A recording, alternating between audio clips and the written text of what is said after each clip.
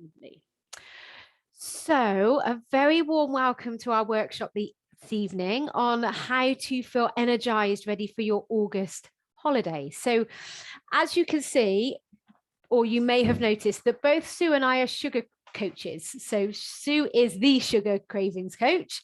I am sugar cravings and life coach. So, ultimately, what we are going to speak about today is how to reduce your intake in order to increase your energy. So it's in 3 steps.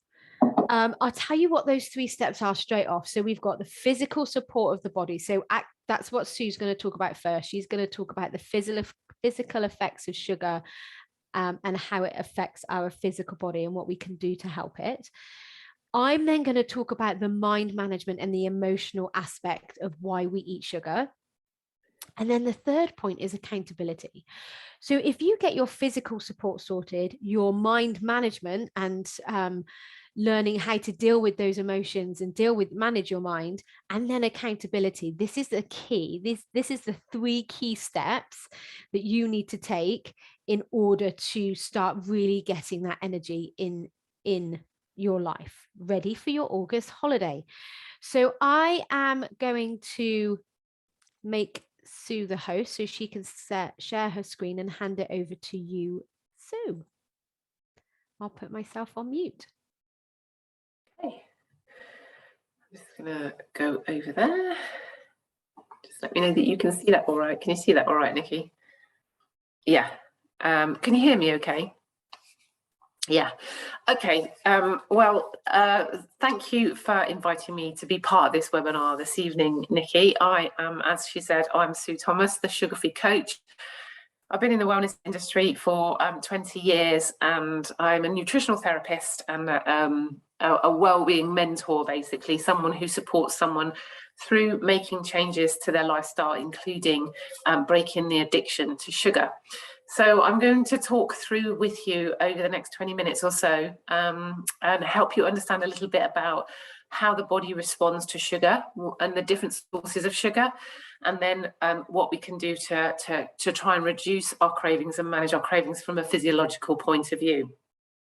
Before I go on, I apologise. I'm about 7 days into COVID, and it is still taking its toll on me, unfortunately. So I do have a bit of a cough at the minute. So if I do put myself on mute and cough, I apologise.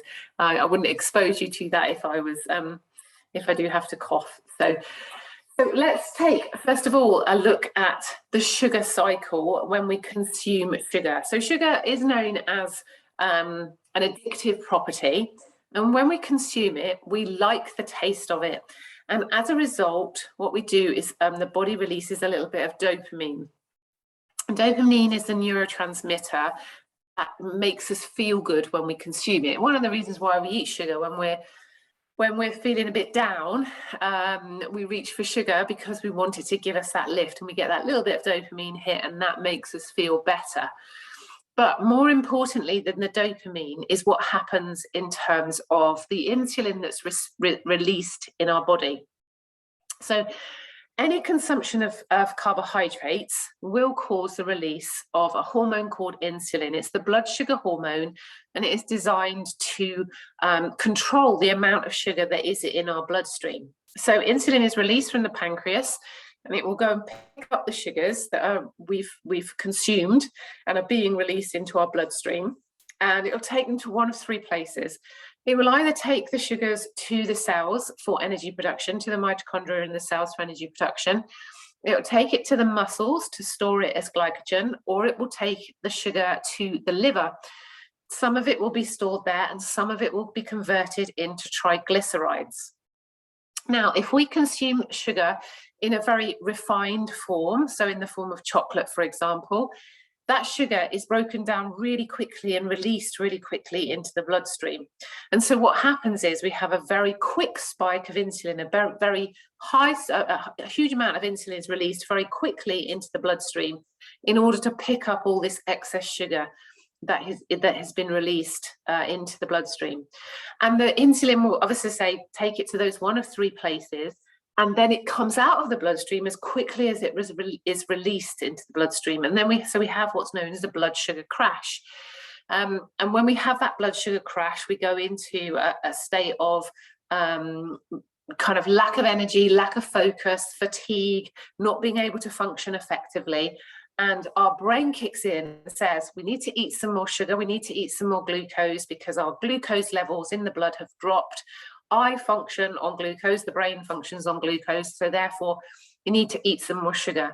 And so we end up eating more sugar very quickly because that's what the brain is telling us to do.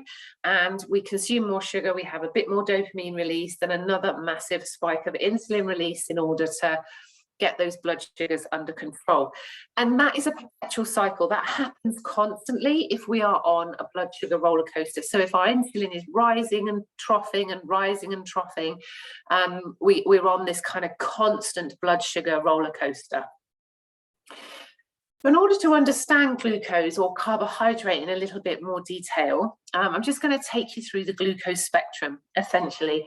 So when we consume sugar or when we consume carbohydrate, carbohydrate is one of our main fuels. It's how the body functions.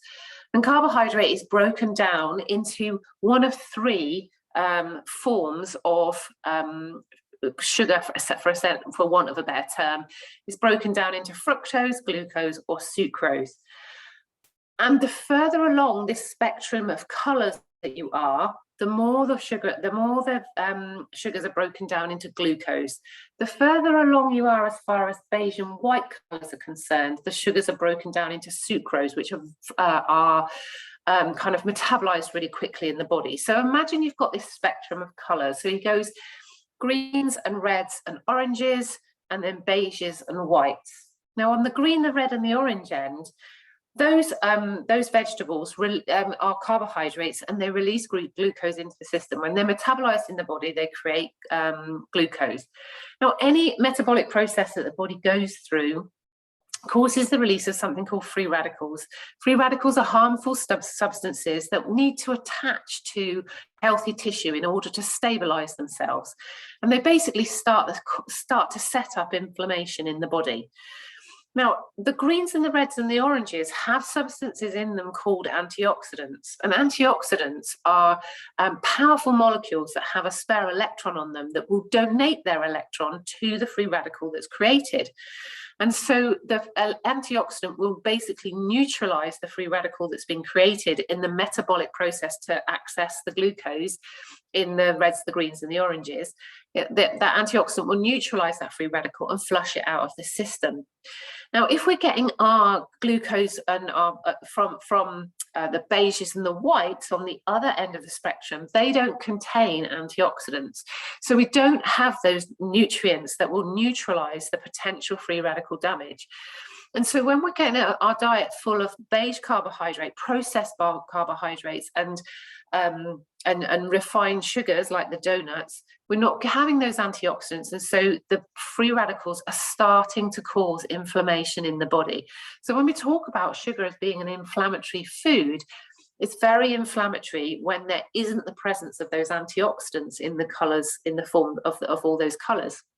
So that glucose spectrum, carbohydrates are what we need to function, and all carbohydrates create glucose or fructose or sucrose, but it depends on the type of carbohydrate that you're consuming and what other nutrients are combined with that carbohydrate when we consume it, basically. So here you can see what happens when you have a blood sugar spike and then a blood sugar crash. So if we are consuming something that's full of sugar, so let's say we've consumed a bar of dairy milk, for example, and that our blood sugars rise really quickly. Actually, you know what? I'll tell you what we'll do. We'll talk about breakfast. We've consumed for breakfast a bowl of Frosties for breakfast, okay? So first thing in the morning, when we consume something the first thing in the morning, if we consume something that is carbohydrate based, it will release sugars into our bloodstream really, really quickly. So you have this red line here that goes up and down and up and down. Well, first spike is when we've eaten our breakfast in the morning and it's released sugars into our bloodstream, and we have this spike of insulin being released to pick up all those sugars from our bowl of cereal and to either take them to the cells for energy production, to the muscles, or to the liver. Once the insulin's done the job it needs to do in terms of taking those sugars out of the bloodstream, that is when we go on the blood sugar crash. And so insulin crashes very quickly, and we go below this green line here into this space where we basically start to feel tired, we can't concentrate properly, and the brain kicks in and says we need to eat some glucose. And so we reach for something sugary. So that might be 2 digestive biscuits with your morning coffee, for example. And all that happens then is sugar's released into the bloodstream again. And so the blood sugars rise, insulin rises, we never have another peak. Insulin takes the sugars out of the bloodstream, usually takes them to the liver to convert them into triglycerides because we're not using the sugars for energy production. We have another crash. That's usually just before lunch. We make some choices around lunch that are quick and easy because we need to get some more glucose into our system. Our blood sugars rise again, and then they crash again, and then we have what's known as the 3 o'clock slump, and we're on this blood sugar roller coaster throughout the day. And many people are on this blood sugar roller coaster, but they don't realize they're on it. They just think it's normal to be snacking between meals. It's not normal to be snacking between meals. You should be keeping your blood sugars really well balanced so that you can go from one meal to the next. So the old adage of snacking 5 times a day or eating 5 times a day is really bad for blood sugar balance, and we need to be consuming something that will keep our blood sugars within this green line here. And I'm going to talk about that in a bit more detail in a minute. So what we've got going on then, if we're finding ourselves hungry at 10:30, if we're then finding ourselves in the afternoon slump at about 3 o'clock, we've got a blood sugar roller coaster going on, and our blood sugars are almost out of control. Our cravings kind of almost get out of control because it's our brain that's telling us we need to eat glucose and eat it quickly because we need to pick our blood sugars back up again. And what happens when we have that blood sugar roller coaster, the consequence is really quite huge, and it's a kind of underground consequence that we don't even realize is going on. So when we have sugar in the bloodstream, and I mentioned those free radicals start to cause inflammation. And inflammation is a stress on the body. And so as a result of that inflammation that's being set up, it might be in the muscles, it might be in the joints, the body releases cortisol. Because there's a stress going on internally, the body releases a hormone called cortisol. And cortisol is a hormone that's released in response to stress. But if it rises too high in the system, it can start to cause some real damage. It can become toxic to the body. And what happens is, cortisol is a very detrimental hormone to our gut bacteria. So in our gut, we have this huge range of gut bacteria called the gut microbiome. And they create basically a wall that prevents the gut wall being exposed. So they're this really solid kind of almost like a mucus barrier on the gut wall that stops anything passing across the gut wall that shouldn't. Now, when cortisol rises high in the system and it disrupts the health of the gut bacteria, we start to have holes forming in that mucus wall that's being formed by the gut bacteria. And as a result, the endothelial cells that line the gut wall start to get exposed, basically, and food particles that we're consuming and viruses and pathogens and things like that can start to wear away at the junctions between the endothelial cells and can start to pass down and pass their way through into the cardiovascular system. They start to break down the wall of the health of the intestine. And that's what is known as leaky gut, when we start to get little holes in the wall of the intestine. And these pathogens and food particles pass across into the cardiovascular system. And what happens then is the immune system has to neutralize all these bad bacteria and pathogens and stuff that are passing across into the cardiovascular system. And so what it does is it tries to patch up all the holes that are being created in the gut wall. So if you imagine, if you cut your finger, you have a little bit of inflammation that forms around that cut because it's the immune system's way of creating a barrier and preventing anything else passing across that shouldn't be passing across. And exactly the same happens around the gut wall. If pathogens and food particles start to pass across that shouldn't be passing across, so the immune system will create inflammation around those holes to try and patch them up. But it may not just be one hole that's created, it might be 100 holes, it might be 1,000 holes, and all of a sudden we start to have lots and lots of inflammation around the gut wall. And that's what's known as systemic inflammation. That's deep down inflammation that can start to rewire some of our DNA, start to switch on some of our genes and switch off other genes, and can start to cause joint pain and mental health issues and lethargy and poor sleep and all sorts of things that can come as a result of having a gut wall that's not working effectively, because cortisol levels are too high because of the stress that's happening in the body as a result of us consuming too much refined sugar and setting up too much inflammation in the body. So as I said, the consequences of consuming too much sugar include joint pain, but also IBS symptoms can have an impact on sleep, can have an impact on our productivity every day, our brain fog, our mood, loss of confidence, how comfortable we feel in our clothes. All of these things can be directly linked back to an underfunctioning intestine that's directly the consequence of too much inflammation in the body, too high levels of cortisol, and as a result of consuming too much sugar.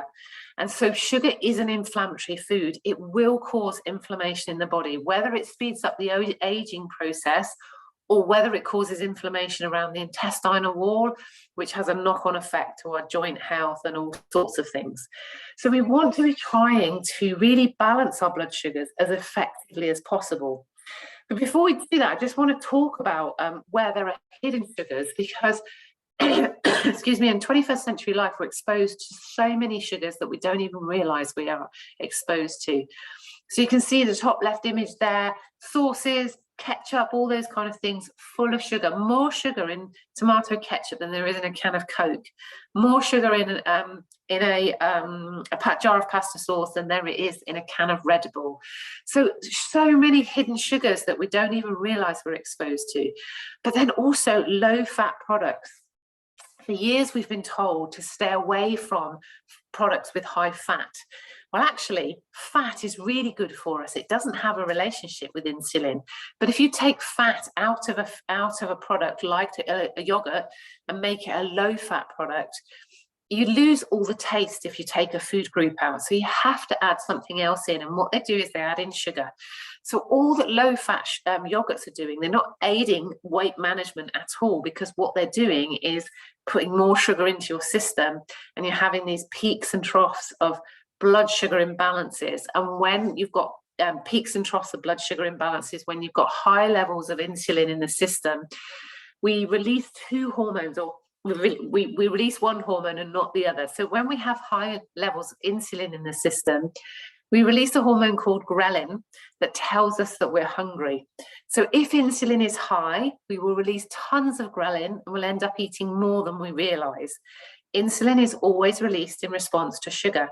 So if we're eating a low-fat yogurt, we're going to have high levels of insulin in the system, and we're going to be releasing ghrelin that's going to tell us that we're constantly hungry.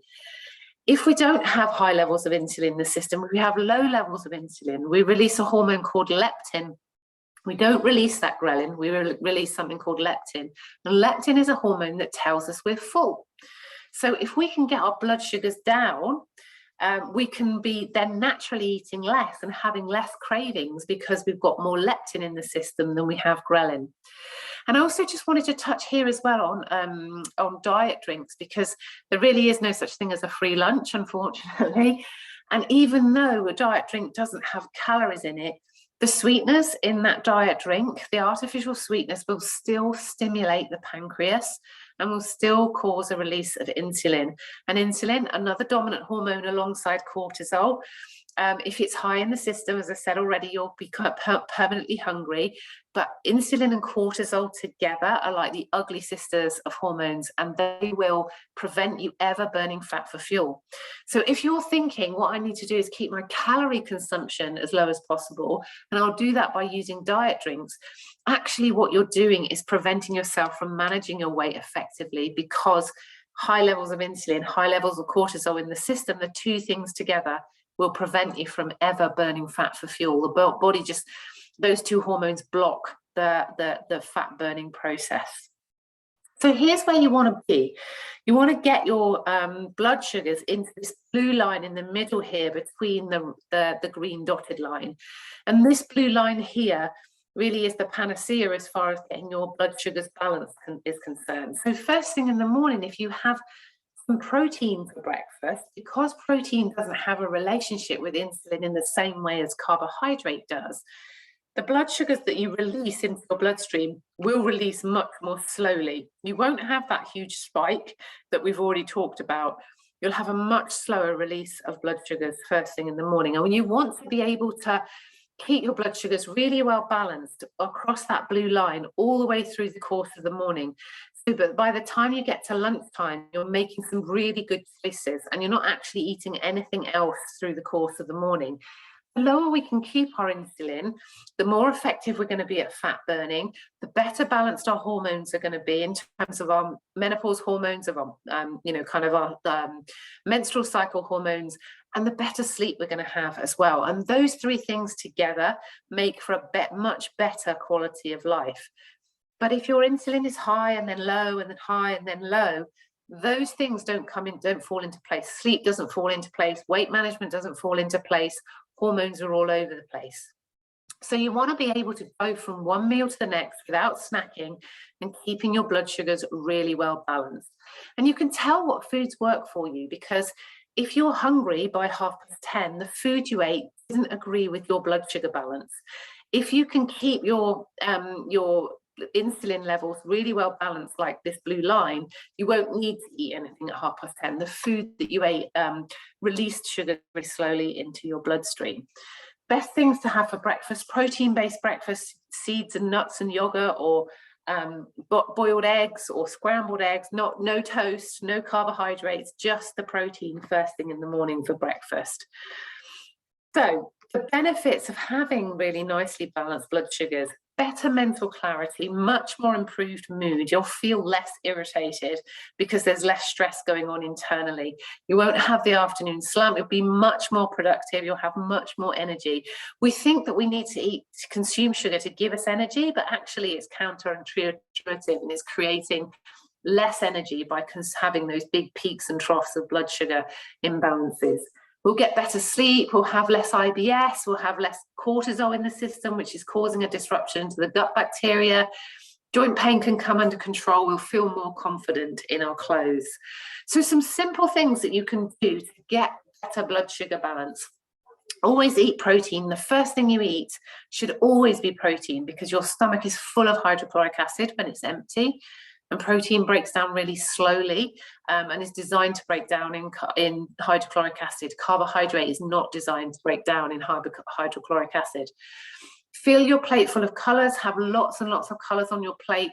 Reds and greens and oranges for all those antioxidants to reduce the impact of the potential free radical damage when we're metabolizing the glucose to use it for energy.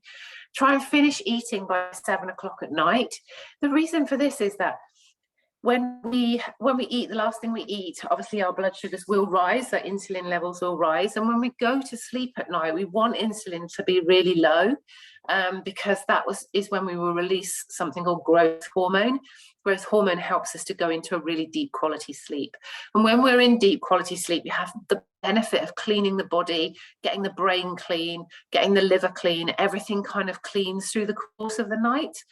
If we're eating late into the evening and when we go to bed and our insulin levels are high, we won't then release growth hormones, so we won't get the benefits of deep quality sleep. And that's where we can create real longevity if we're getting good quality sleep, if we're sleeping really well every night. And as I said before, avoid snacking, because you want to avoid that peak and trough of blood sugar imbalance. You want to get your blood sugars as balanced as possible. And when you're eating the right thing at meal times and your blood sugars stay really well balanced and you don't have that peak and trough, you don't think about food at all between breakfast and lunchtime. You just then find yourself naturally hungry or naturally starting to get a bit of an appetite, and you can make some lunch and consume it kind of quite mindfully And if that keeps you going through the course of the afternoon, you then are not even thinking about food again. So you can avoid the cravings by having really well balanced insulin and blood sugar balance. And now I'm going to hand it back over to Nikki, who's going to talk through the cravings element of it, but more from a psychological point of view. So let me just stop my share, Nikki, and then I can make you give you the host back. Thank that you. you can, there we go. And you can Do you carry know, on. Sue, every time I hear you talking, I always learn something new. Every time you pick up, and I think repetition is key, isn't it? So, It really for is, yeah. anybody that has maybe listened to a similar presentation that we've done before, hearing it in just a slightly different way, you pick up on different stuff each time. And having now focused a lot more on my physical body, the type of food I eat, not snacking. Personally, I fast. So my first meal of the day, my breakfast, breaking my fast is at 12 o'clock. And I make sure that I have loads of protein in that first meal.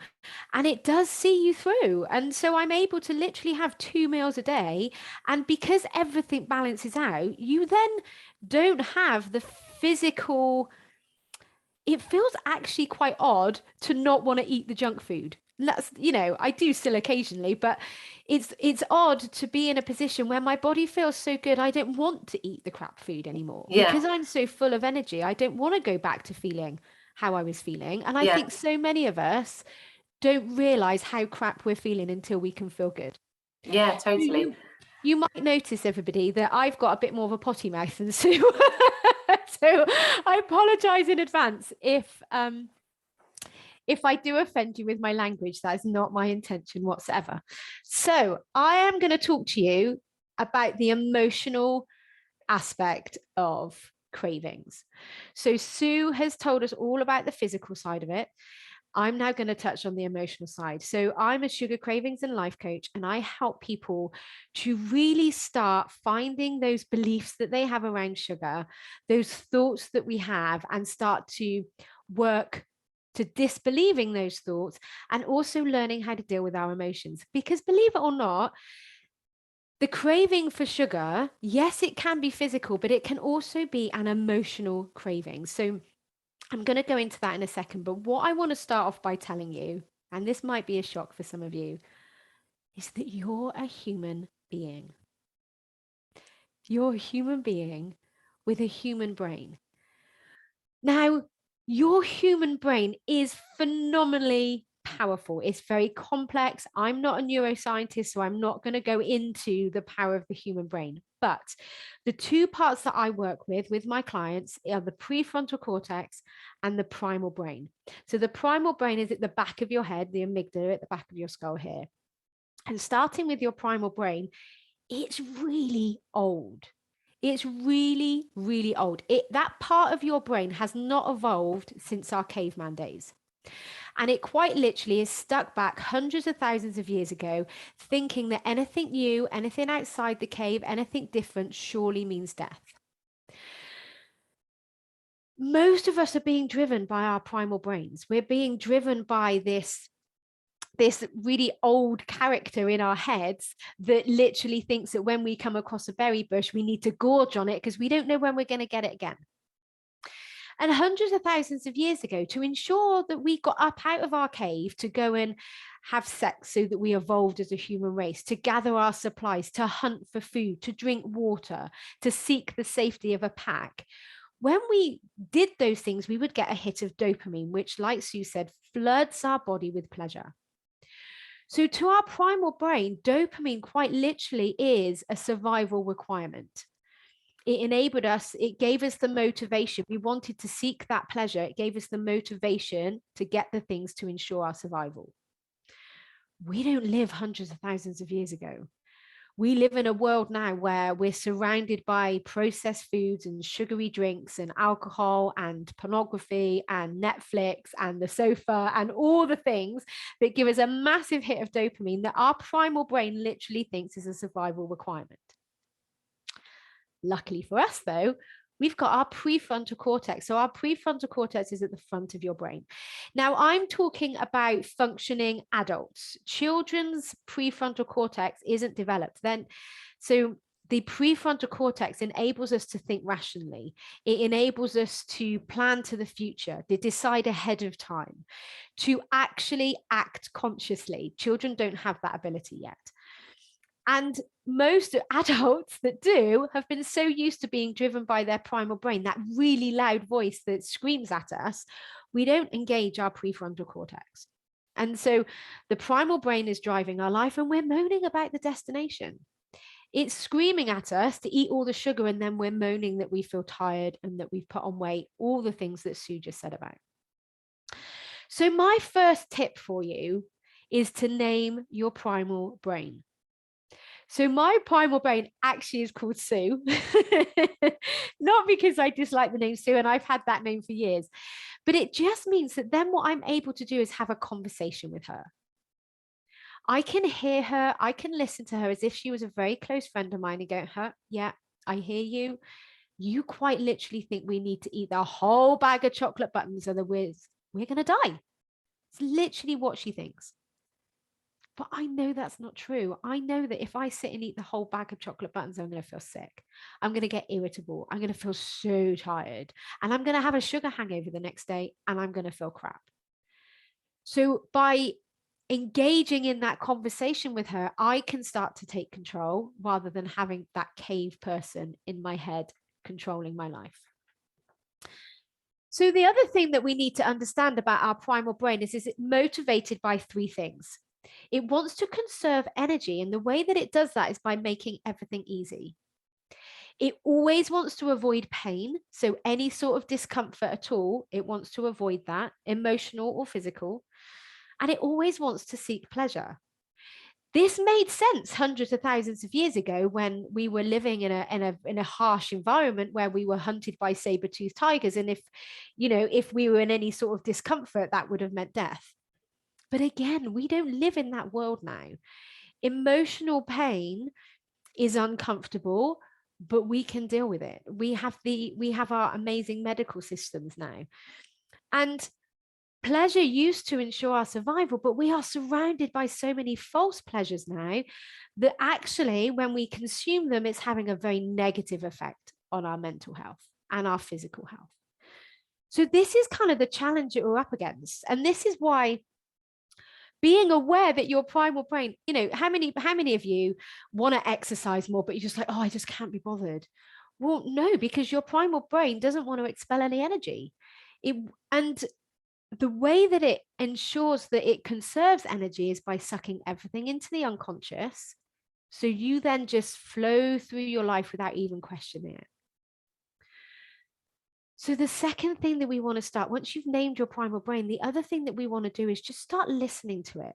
Start bringing that unconscious up into our consciousness and starting to question, is it actually true? Like when my brain tells me, oh, I can't be bothered to go for a run, it's going to be awful. Is that true? Actually, it's not, because I feel so much better afterwards. Or when it's screaming at us to eat all the chocolate because it's going to make us feel better, is that true? It's not true. Just like Sue told us, it has a very damaging negative effect on our physical bodies. So that's the brain. We can have compassion for it. We can learn to love it. The other thing that I want to explain to you is how the world works. Now, this might go against everything you've ever been raised to believe. Life gives us circumstances. Life gives us situations and events that we have no control over. They could be the weather. They could be other people's behavior. They could be equipment breaking down. They could be illness or bereavement. It could be the food and the alcohol that's in the shops, the things that are on TV. Life gives us circumstances. These circumstances are actually completely neutral. Now, what I mean by that is another human can experience exactly the same circumstance and have very different emotions about it. And the reason that's possible is because it's not until our brain gets involved and we have a thought. So a situation happens, our brain gets involved and tells us a story. It gives us a number of sentences, a number of thoughts.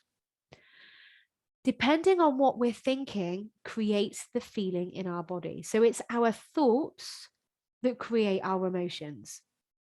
not the situation. I'm going to say this again because this is absolutely key. It's your thoughts that create your emotions.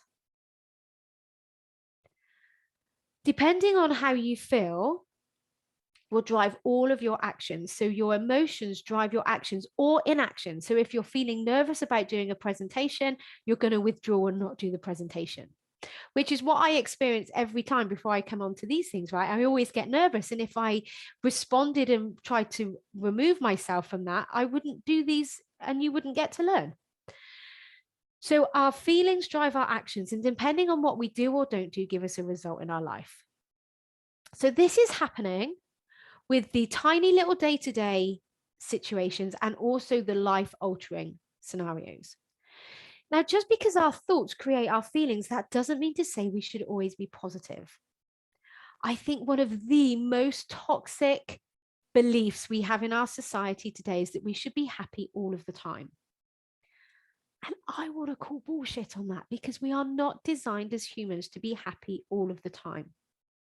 Half the time we're designed to feel negative, and half the time we're designed to feel positive. You can't have one without the other. That is the human experience. So nothing has gone wrong when we experience sadness or grief or embarrassment or shame or boredom, which a lot of people have experienced over the last couple of years with the pandemic.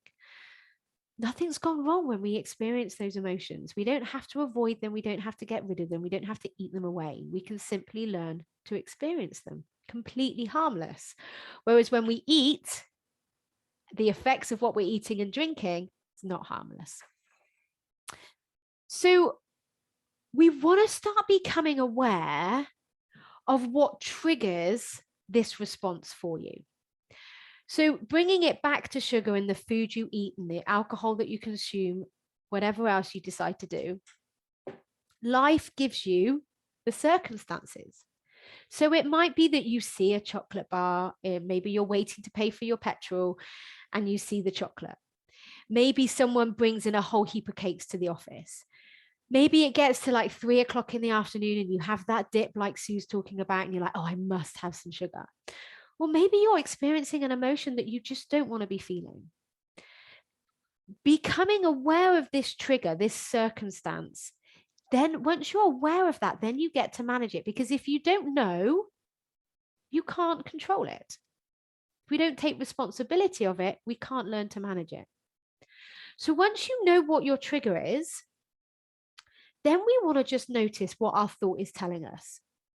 So let's take the emotion of boredom. Maybe it's all of these. Maybe you're bored at 3 o'clock in the afternoon and you have a thought, oh, it'll make me feel better. It being chocolate, cake, fizzy drink, whatever. It'll make me feel better. It's that thought creates the emotional urge to eat it. So you have the urge, you experience that craving, and because you don't want to experience that emotion, you see it as uncomfortable, we see you eating whatever it is or drinking whatever it is. And then you get the dopamine hit. And because you've eaten and got the dopamine hit, then what happens is temporarily you do feel a little bit better. When that dopamine floods your body, for a few short seconds, you do feel good. You feel better, which confirms this thought to be true. So you're like, well, the brain's like, well, that worked. Let's do that again. And you get better and better and better at this cycle. But actually, in the long term, it's making you feel so much worse. It's actually making us feel rubbish.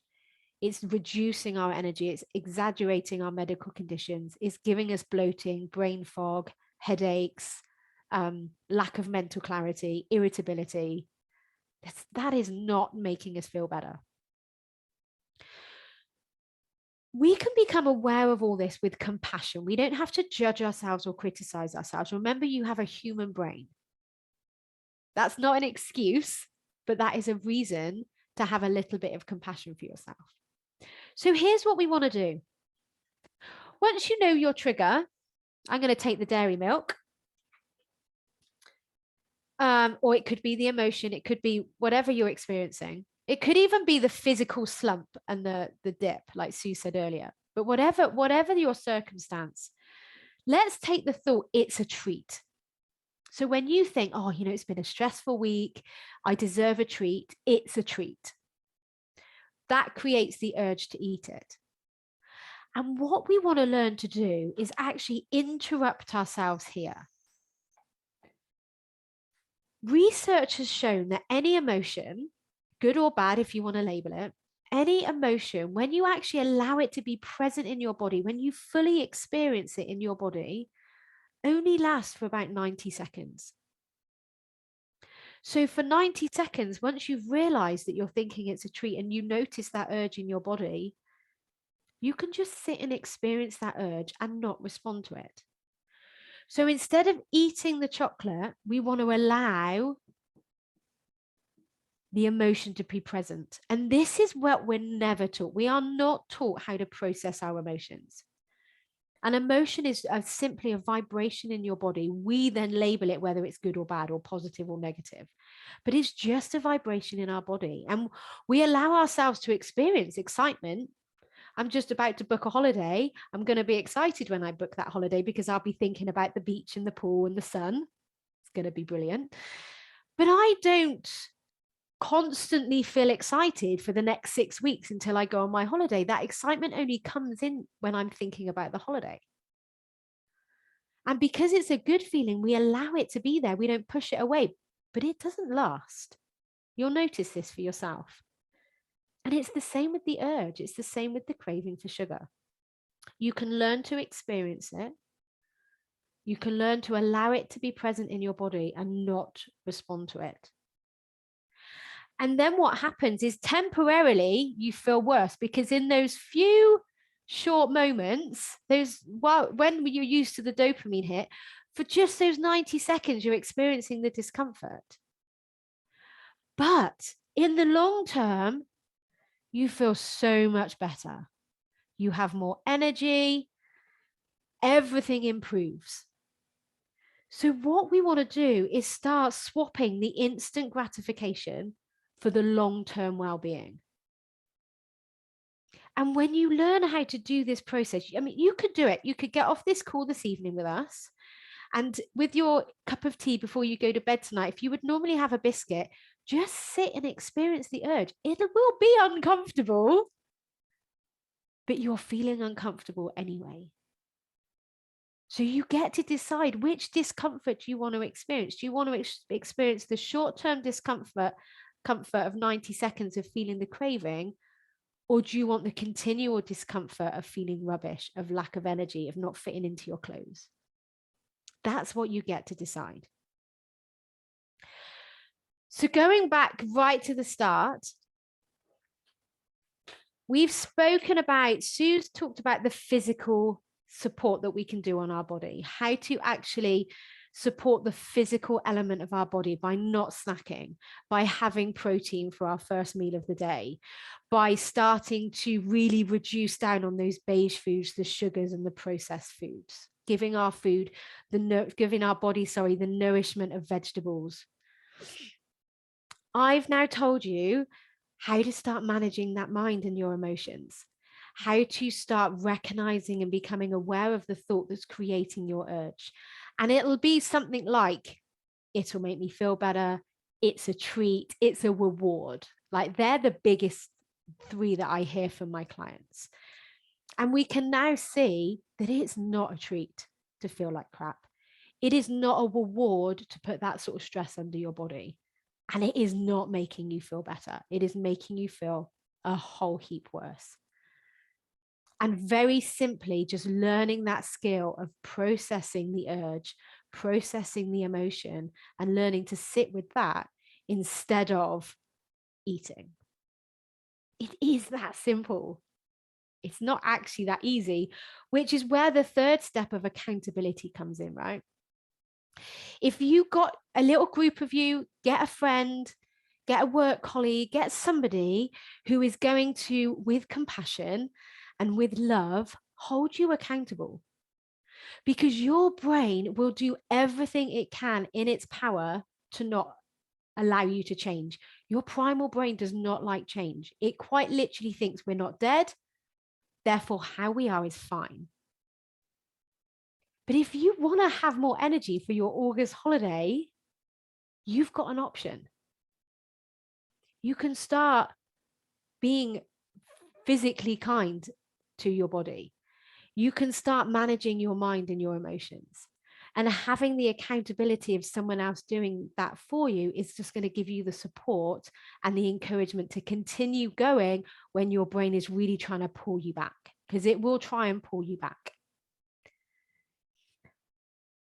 So that brings me to the end of our workshop, and I really hope that's been helpful to you.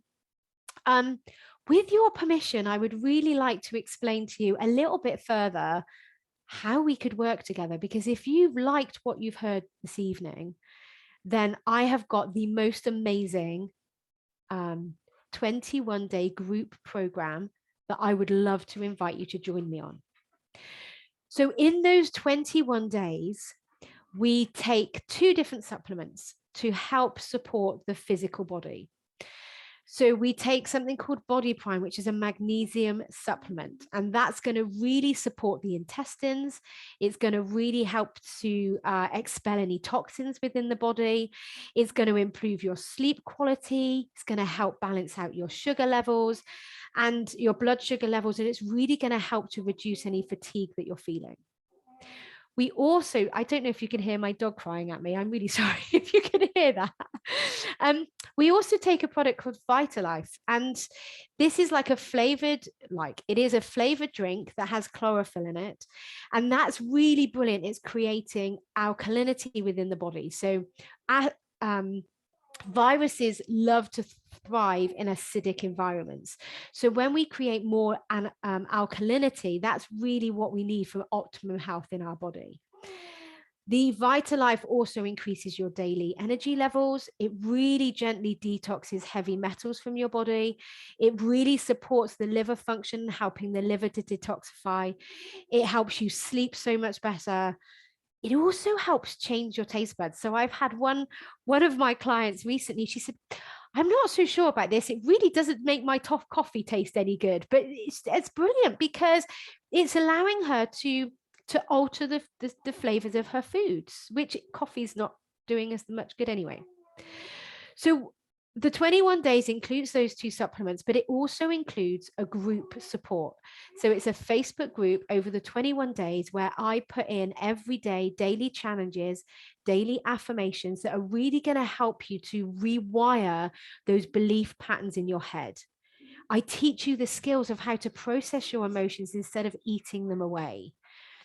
And then we have 4 live calls together where you can come to me and ask me anything, and I will coach you through your belief systems and coach you through anything that you're dealing with. So the people that I'm doing this with at the moment are just loving it. They've had so many aha light bulb moments. We're just coming to the end of the first group, and they're starting to feel amazing. Their energy levels have increased.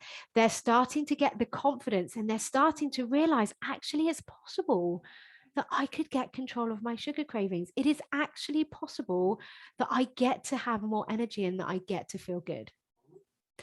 So if that's something that you think you're interested in, we will start. I will open the Facebook group and invite you into the Facebook group on the 15th of this month. We have the first live call on the 18th. It's 7 o'clock on a Monday evening. And by the 8th of August, you will be starting to feel so much better, ready for your August holiday. That energy. So I've been utilizing my mind management for a number of years now. But with regards to the supplements and learning the physical side of it, I've stopped snoozing. I wake up now before my alarm, and that has never, ever, ever happened to me before. I can't quite believe how clean my body feels.